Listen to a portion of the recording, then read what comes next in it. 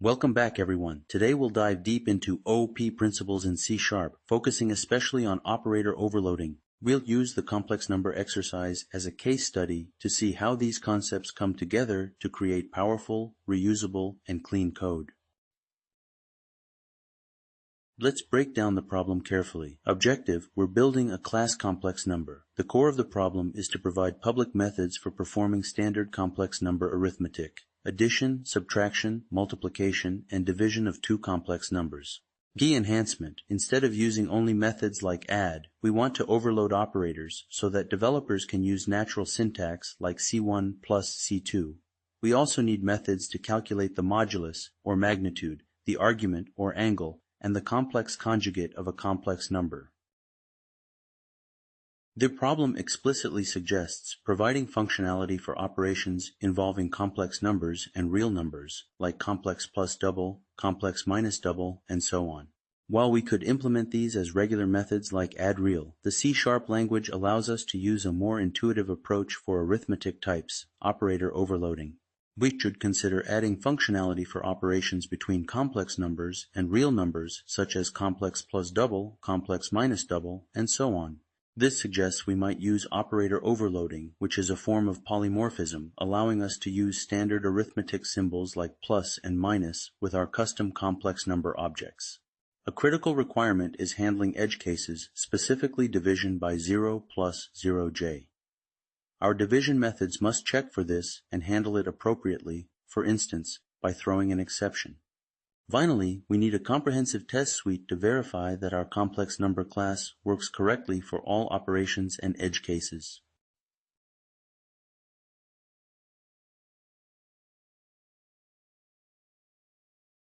Here's where it gets practical. Properties: real, imaginary. These are read-only properties. They have getters but no setters, meaning the values can be read but not modified from outside the class.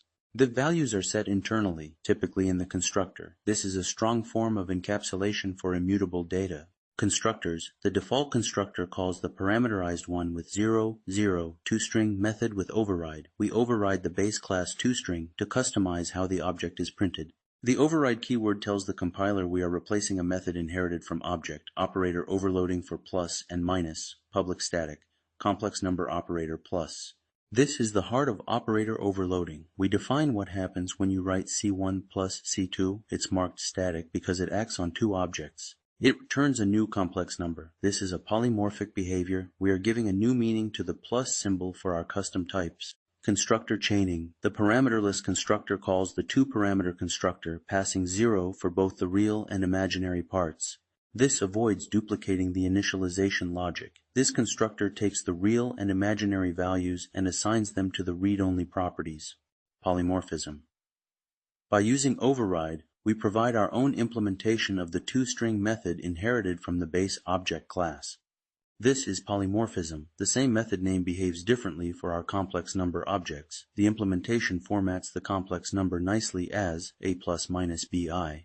We define static methods named operator plus and operator minus. These methods take two complex number objects and return a new complex number object representing the result. This allows us to write code like complex 1 plus complex 2, making complex number arithmetic look intuitive like regular number arithmetic. This is a powerful use of polymorphism.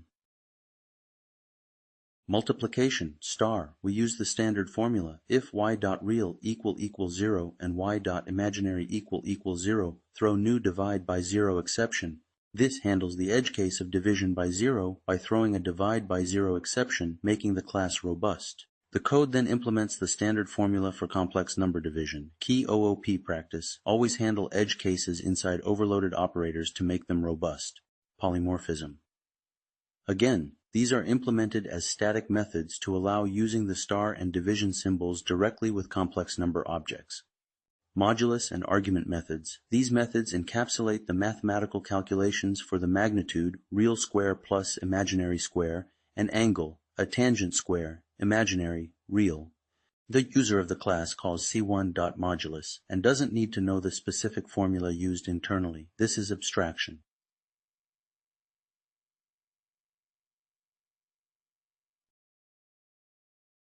Here, we overload operators between complex number and double, operator overloads for adding and subtracting a complex number and a double. Why two overloads? Because addition is commutative, the conjugate method, which returns a new complex number with the same real part and the negated imaginary part. We have operator plus complex number double and operator plus double complex number. The second one demonstrates handling the commutative property of addition by simply calling the first one. Similarly, we have operator minus complex number double and operator minus double complex number, noting that subtraction is not commutative, so the second implementation is different. Multiplication and division also need two overloads. We check for division by 0 again. Always build in safeguards in overloaded operators to prevent runtime crashes. Implement division of a double by a complex number which is non-commutative and requires a different calculation, dividing by the conjugate. Both division operators on this slide include checks for division by 0. In the main method, we create complex number objects, test plus, minus, multiply, divide between complex numbers. Test operations with doubles, test dividing by 0. Exception handling. Show a try-catch block specifically for the division. This demonstrates how the calling code handles the divide by 0 exception that we implemented in the operator, preventing the program from crashing when division by 0 occurs. Now we move to the second part of the complex number problem. The first enhancement is overloading the increment, plus plus, and decrement, minus minus operators. The second enhancement is overloading the equality, equal equal, and inequality, not equal operators. Operator overloading plus plus and minus minus, implement the prefix operator plus plus and operator minus minus. These static methods take a complex number, increment or decrement its real and imaginary parts by 1. Operator overloading equal equal. This static method defines what it means for two complex number objects to be considered equal using the equal equal symbol.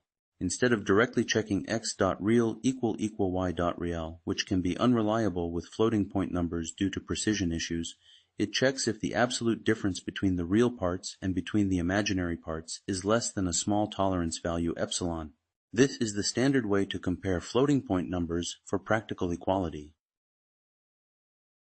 Operator overloading not equal. It's often implemented simply by negating the result of the operator equal equal call, ensuring consistency. It is a best practice when you overload equal equal to also override equals and get hash code to ensure consistency. Override the getHashCode method. Main method for testing these new enhancements. Test the increment and decrement operators.